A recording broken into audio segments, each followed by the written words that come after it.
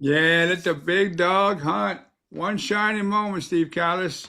Welcome, everybody, to another episode of Kallas Remarks. The host, Joe Staszak, Steve Kallas. On the other end, how you doing, pal? Oh, good, Joe. Great to be with you as always. March Madness. I've enjoyed this March Madness. There's been some epic stuff. There's a high point sighting here or there. There's a ridiculous buzzer beater by Braylon Mullins, a freshman of UConn, knocking out Duke. Duke's taking some for all the wins they accumulated under Coach K and all the five championships and some of their epic wins, they've logged some tough losses along the way. We'll get to that. Of course, Michigan and Arizona, the second game in the national semifinals on Saturday. A lot of folks think that is the title game, and very well could be. Only five losses between those two teams. But let's start with UConn and Illinois. I know your boy, my boy too, Johnny goes to Illinois. Good squad. And they're playing UConn. They are the favorite. 2.5, you said you saw. And there's 1.5 on FanDuel. UConn, I think a lot of money is going to go there because, look, they won two titles. Third trip to the Final Four in 4 years. They seem to have that, whatever they got, because, they scratched and clawed and played tough until they got that steal late. Just an epic finish. But, I think they have to finish it before it becomes a legendary shot. Like Leitner's shot helped them win a championship. Chris Jenkins, Lorenzo Charles, but we'll figure that out. What are your thoughts on the first game? Well, I just want to go back to the Duke game because that's one of the great collapses of all time. And I looked this morning, FanDuel, Illinois is -2.5. DraftKings, Illinois is -1.5. Personally, after that win over Duke, I'm surprised that Illinois is the favorite.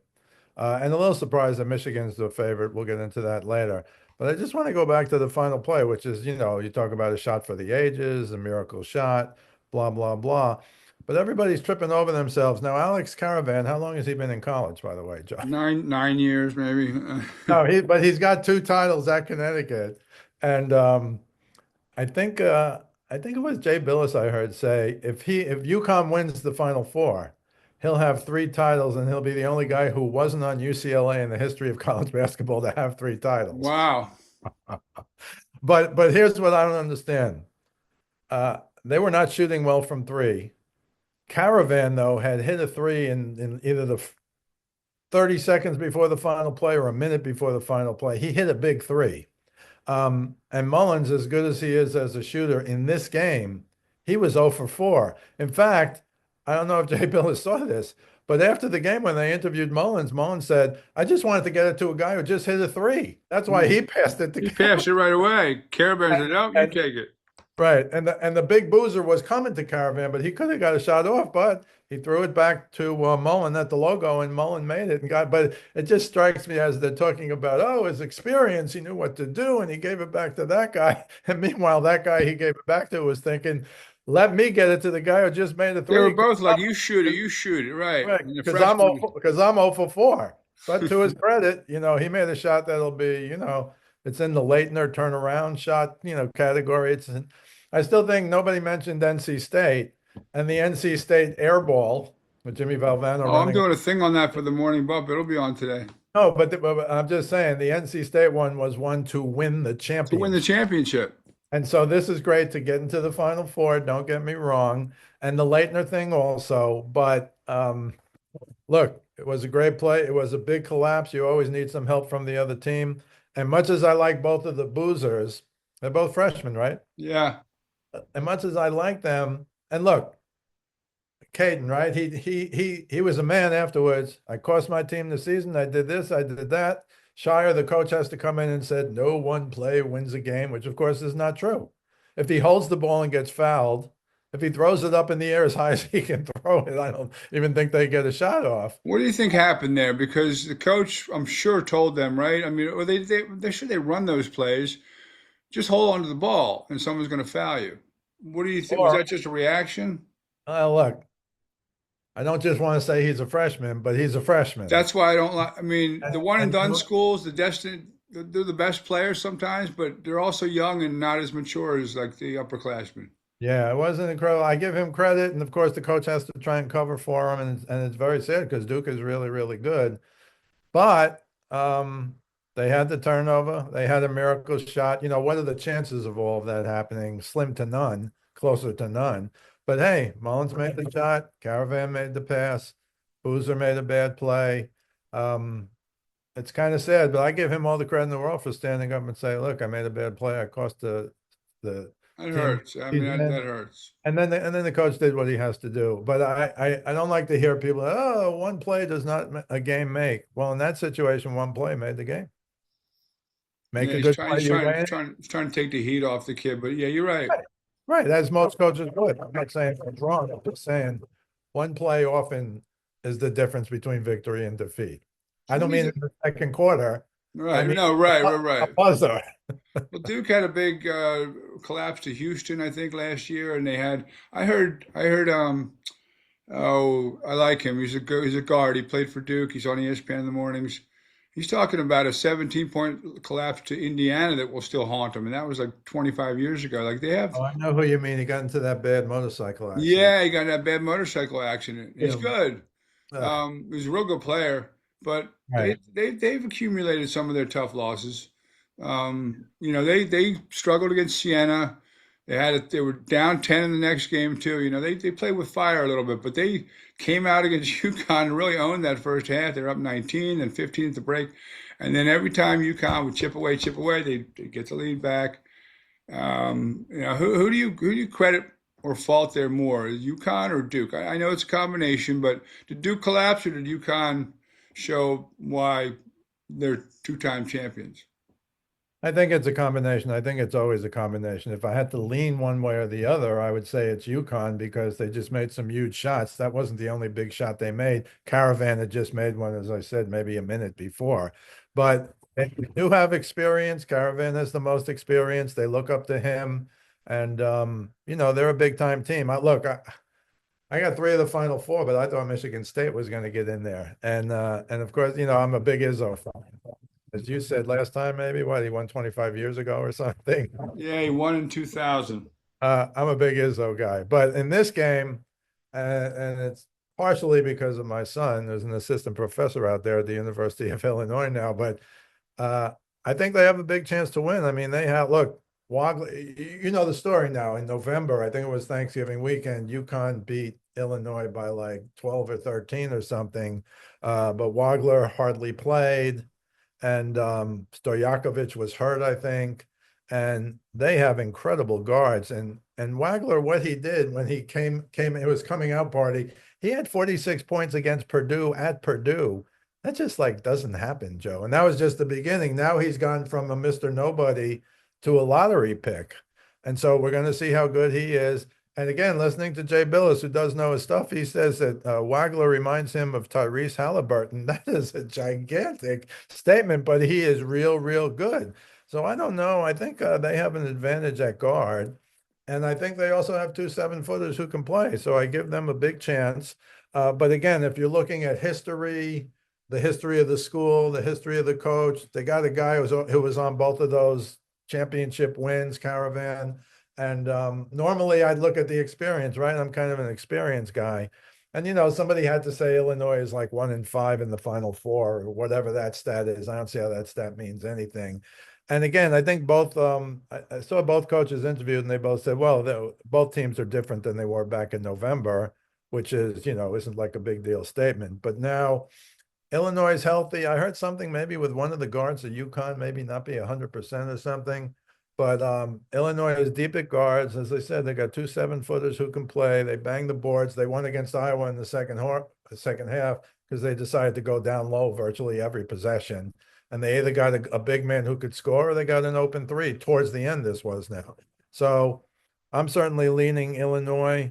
But UConn, what can you say? They did what they did. I mean, they're it's hard to beat that experience, Joe, but I'm going to go with Illinois. As I said when I picked them, it's partially heart over head, but they certainly can play. And I'll say it again, Stojakovic, who is the opposite of his father, Peja Stojakovic, was one of the best shooters ever in the NBA.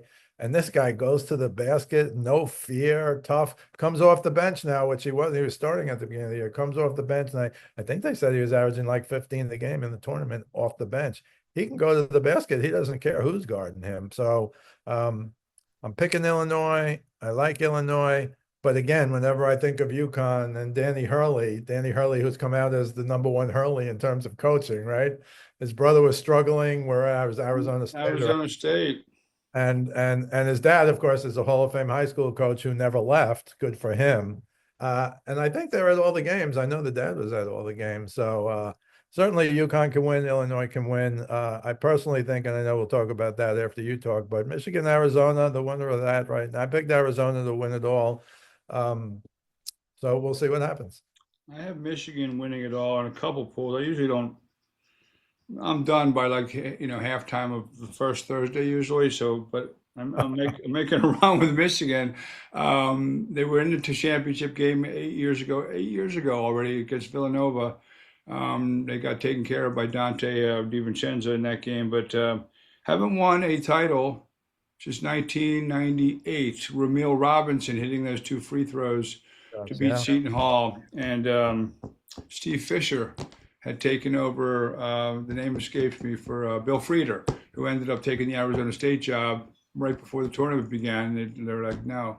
Bo Schembechler said, "No, you're not. We're not doing that here. You're a Michigan guy, or you're not." Steve Fisher came in as the interim coach and won a national title. That's the last time they won. They had the Fab Five 2 years in a row, didn't get it done. I think they get it done this year. Their three losses this year. Do you know they lost to Wisconsin, who lost to High Point? Like really? And they lost to Purdue and they lost to Duke in that epic game. But I think they're for real. I think Michigan's for real. I think Arizona's for real, and I also think they're seasoned. They have like a lot of older upperclassmen, and we talked about that. I like that. I like the experience, the maturity. Right. Just what I mean. I would much rather have late in the game on the foul line, give me a junior or a senior than a freshman. Oh, yeah. But it should be interesting. As for UConn, they seem to have that mojo, but I'm not so sure. I mean, they got smoked by St. John's in the tournament, and they didn't play great and they didn't play great in the first half against Duke. So I think that's why I think you said the smart money is on UConn, or a lot of the national money is on UConn. I think that's just people thinking, it's UConn. And you know what? Beat Duke. Right. They beat Duke. They have one, two, three, four, six championships under three different coaches. Over the last 20, 25 years, Danny Hurley, Kevin Ollie, and what's his name? The guy who won three titles. Calhoun. Thank you, Jimmy Calhoun. Yeah. So they're like, and they're not even as good as the girls. The girls are like undefeated. Like Gina's won Again, 12 titles and 13 again. tries. Yeah. It's incredible. What? Back to UConn for 1 sec. I'd be remiss if I didn't mention Taris Reed, Jr., who is the best big man in the tournament, and that's saying a lot. But I saw they put up, I think he's 21.8 and 13 rebounds a game. He went 31 and 27 against Furman in the first round, but 31 points, 27 rebounds. But I think he's the best big man. Now, again, Illinois has a couple of good big men. Michigan has that 7'3" Mara guy. He's really good defensively. Arizona has their own big men who can play. But I did want to mention Taris Reed is probably the biggest. And back in November, I heard Hurley saying how much better he's become since November when they beat Illinois. By the way, they beat Illinois at Madison Square Garden, i.e. home game for UConn. And not a lot of people pointed to, in my opinion anyway, Illinois beating Houston where? In Houston. Houston, yeah. And their defense has gotten a lot better. Boswell has come back healthy. He's a real good defender. I think Boswell getting hurt gave Wagler the chance to play. And maybe Stojakovic, I don't know if he was starting at the beginning of the year, and he went to the bench. And now I think they have the best guards in the country. And we'll find out. But I did want to mention Reed because Reed's a big time player. Now, can the two 7-footers on Illinois slow him down or shut him down? We're going to find out. And Tommy Lloyd, there's rumors connecting him to take the North Carolina job as Hubert Davis got fired. But he's obviously saying all the right things. Oh, I'm committed to Arizona. He's gone. If North Carolina Hard comes to pass up, yeah. it's hard to pass up, right? The North Carolina job. He's done a nice job. He's got nice players. So I did want to talk about Arizona briefly. Burries is a high scorer. Pete's one of their high scorers, but the real man to me is Jaden Bradley, Big 12 Player of the Year. Because he's not a freshman, he doesn't seem to get much credit, which is kind of weird to me. But whatever. I like Illinois and Arizona. I picked Arizona to win it all. Not that that's a big pick. It's either Arizona or Michigan from the get-go. No, I don't think people really thought Duke could get there, and they didn't get there on a freak play. But I do think, and I know we talked about this beforehand. I do think the winner of the late game is the champion. But I'm rooting for Illinois, and I picked Illinois, and we'll see what happens. How's Johnny doing with with the Illinois hype? Is he all pretty jacked?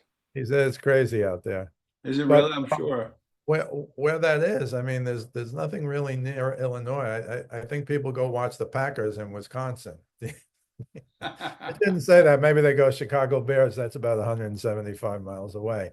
But the college thing, Johnny went to a couple of games. He said, "Man, it's crazy." And I said, "Yeah, when you grow up in the Northeast, you don't really have those kinds of stadiums for football or even, Right. or even for basketball. Carnesecca Arena for St. John's still seats only like 5,000. But of course, if you're in the Northeast, you go to the Garden like St. John's, and St. John's can go now because they had a good year and Patino's their coach, blah, blah, blah. I thought they could make a run. I thought if they got to UConn, they could beat UConn because they beat them twice. They got slaughtered by them earlier in the year, but they beat them later in the regular season and they killed them in the Big East. It Also, was a rip. It was a rip that UConn was a number 2 seed and St. John's was a number 5 seed. St. John's was a 5 seed. What do you make of that?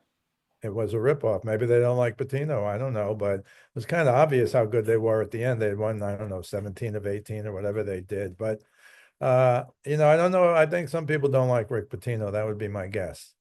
That's very possible. And dude, didn't Duke knock who knocked St. John's out? I It's hard to remember, even though it happened like think it last was week. Duke. I think it Yeah, I was think it was Duke. Duke. And they had You a see, chance to win at the beginning. I think they were winning in the first half. they were. They were up 10 in the second half. Again, Duke, goes through these lulls, but yeah, I got Michigan and Illinois in the title game. Illinois was undefeated a couple years ago. It might be over 10 years now, going into the title game, and they lost to North Carolina.